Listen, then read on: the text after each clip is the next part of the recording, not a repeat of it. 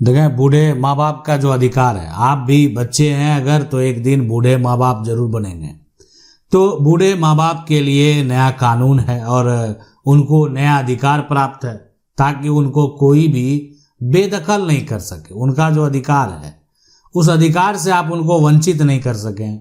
उनको बहुत लोग क्या होता है कि घर से निकाल देते हैं, मतलब ठीक है जाओ आप निकलो घर से, कुछ नहीं है, या उनका देखभाल नहीं करते हैं। देखभाल कहने का जो है मतलब ये हो गया कि उनका जो है एक तरह से इलाज हो गया, उनका जो कपड़ा हो गया, ठीक है, या अन्य किसी प्रकार का जो भी कार्य है उनके लिए वो कोई भी करने वाला नहीं है। तो ऐसे सिचुएशन में जो बुजुर्ग माता पिता है ना, वो क्या करेंगे, वो उनके लिए क्या विकल्प है। बहुत लोग क्या करते हैं, अपना जीवन यापन करने के लिए, बहुत सारे लोग जीवन यहाँ पर यापन करने के लिए कहाँ चले जाते हैं, वृद्धाश्रम चले जाते हैं। यानी बहुत लोगों को जो है एक तरह से बेटों के द्वारा घर से निकाल दिया जाता है, उनका ही घर उनके घर से निकाल दिया जाता है। तो अब देखें ऐसा हुआ, इसीलिए जो है कानून बनाने की जरूरत पड़ी आज हमारे देश में। यानी जो माता पिता का अधिकार है, यानी उसको जो कानून है वो बना दिया गया, और वो है यहाँ पर वरिष्ठ नागरिक, जो भी व्यक्ति है वरिष्ठ नागरिक का यहाँ पर भरण पोषण, और ये इसके लिए अधिनियम बना हुआ है, अधिनियम बना हुआ, कानून बना हुआ। अब है कि इसमें जो है कोई भी वरिष्ठ नागरिक अपने उत्तराधिकारी से जो है ना भरण पोषण की मांग कर सकता है। यानी अपना जो मासिक खर्च है, उनका महीने का खर्च है, वो खर्च की मांग कर सकता है और देना होगा, यही कहता है ये कानून। यानी कि कोई भी बुजुर्ग आदमी है, बूढ़े माता पिता हैं, आप उनका अगर देखभाल नहीं करते हैं ना, कानूनी तरीके से आपसे पैसा ले सकते हैं और वो पैसा देना होगा। आपका जैसा इनकम होगा उस प्रकार से उनका या जो है वो तय किया जाएगा कि आपको भरण पोषण के लिए कितना पैसा देना है।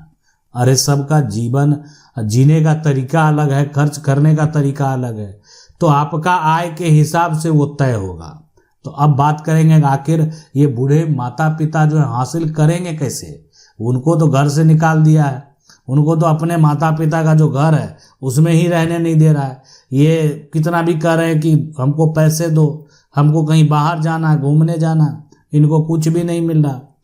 तो ऐसे सिचुएशन, ऐसे कंडीशन में जो है भरण पोषण के लिए, अधिकार के लिए आप जो है, यानी कोई भी माता पिता के साथ समस्या है ना, घबराने की जरूरत नहीं है।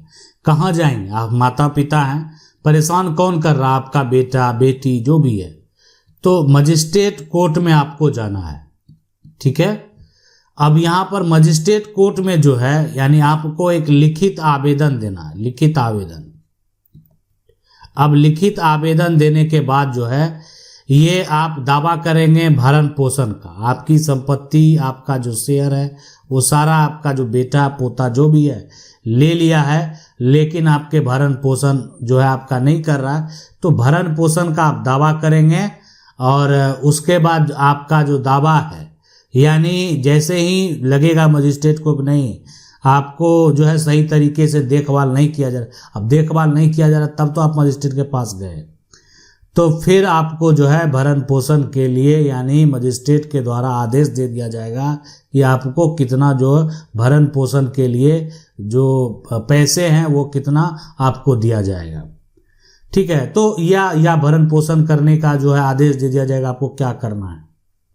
अब देखें सवाल उठता है कि बेटा बेटी उनका संपत्ति नहीं लिया है तो पैसा कहाँ से देगा। देखें ऐसा नहीं है, यानी अदालत का जो आदेश है कि कोई भी अगर संतान है, ठीक है, वो संतान जो है वो अपना आय से, उनका जो भी आय है, आय से, और ऐसा जजमेंट भी दिया गया है यहाँ पर माता पिता, जो भी माता पिता है उनको हर महीने, यहाँ पर हर महीने क्या देंगे, वो देंगे गुजारा भत्ता, गुजारा यहाँ पर भत्ता, जिसको आप मेंटेनेंस बोलते हैं।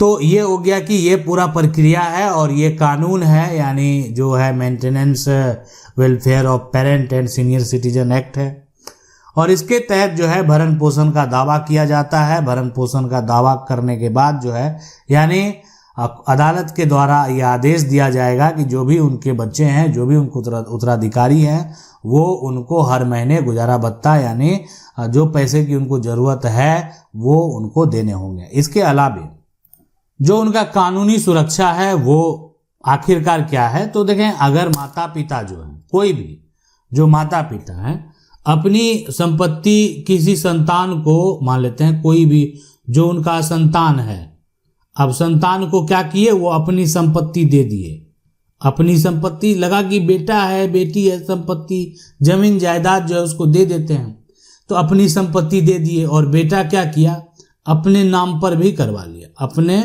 यहाँ पर नाम पर जो है दाखिल खारिज करवा लिया, जमीन का म्यूटेशन अपने नाम पर जो है वो कायम करा लिया, ये बेटा कर लिया, संतान जो है।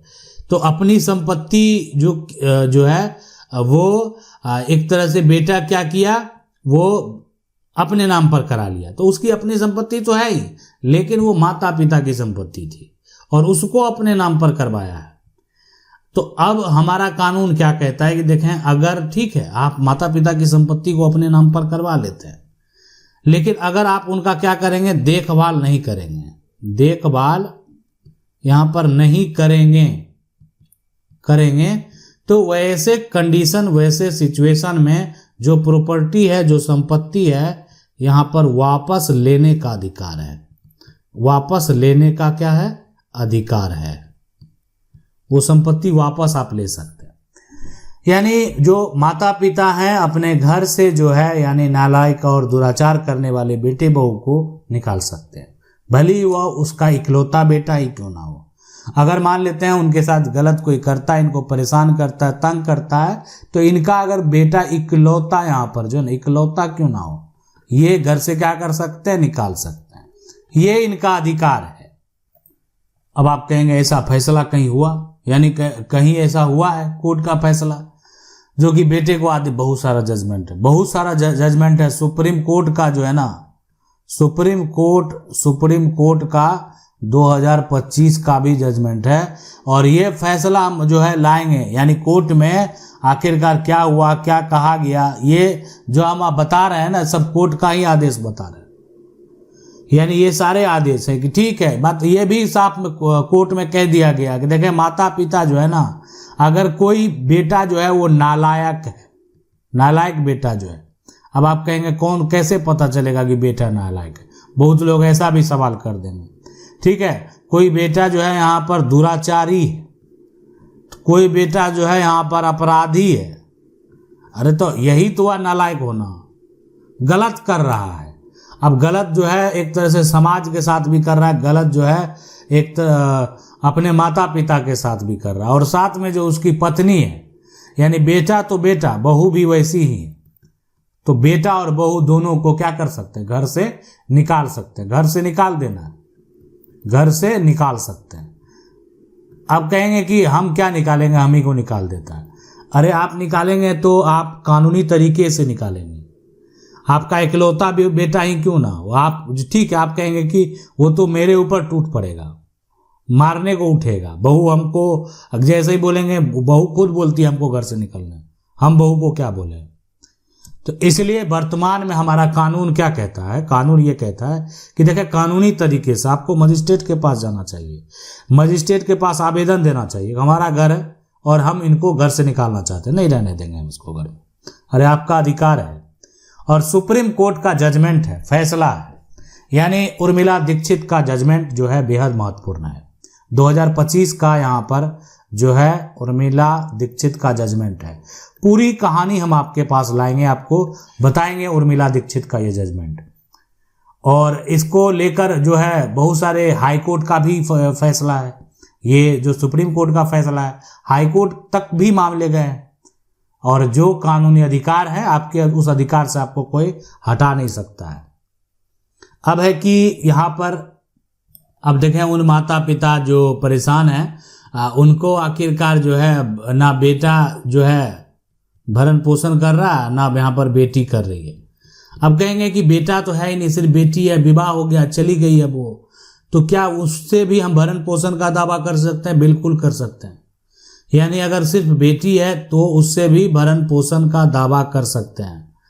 अब अगर भरण पोषण नहीं देते हैं तो वैसे केस में जो माता पिता हैं, ठीक है, वो माता पिता के द्वारा जो केस फाइल किया जाएगा वो है यहाँ पर मेंटेनेंस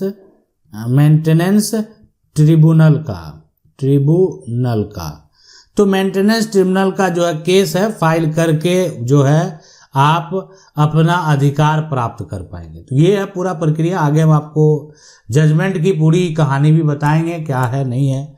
अगर आपके सवाल है, बहुत सारे आप सवाल जो है जो पूछते हैं, तो उस सवाल का जवाब आप जाकर जो है प्लेलिस्ट में जाएंगे, वहाँ पर कानूनी निदान है, उस प्लेलिस्ट में आपको आपके कमेंट का जवाब मिलेगा, आप जाकर देख सकते हैं। अगर आपके कमेंट का जवाब नहीं मिला होगा तो फिर आप जो है फिर से एक बार सवाल पूछने का प्रयास करेंगे कमेंट के माध्यम से। मेरा प्रयास रहेगा हम वीडियो के माध्यम से आपको बता सकें क्या करना उचित है। आशा करते हैं वीडियो अच्छा लगा होगा। वीडियो को लाइक जरूर कर दें। चैनल को पहली बार देख रहे हैं, सब्सक्राइब करके जो बेल आइकन है उसको जरूर दबा लें। मिलते हैं अगले वीडियो में, तब तक के लिए जय हिंद।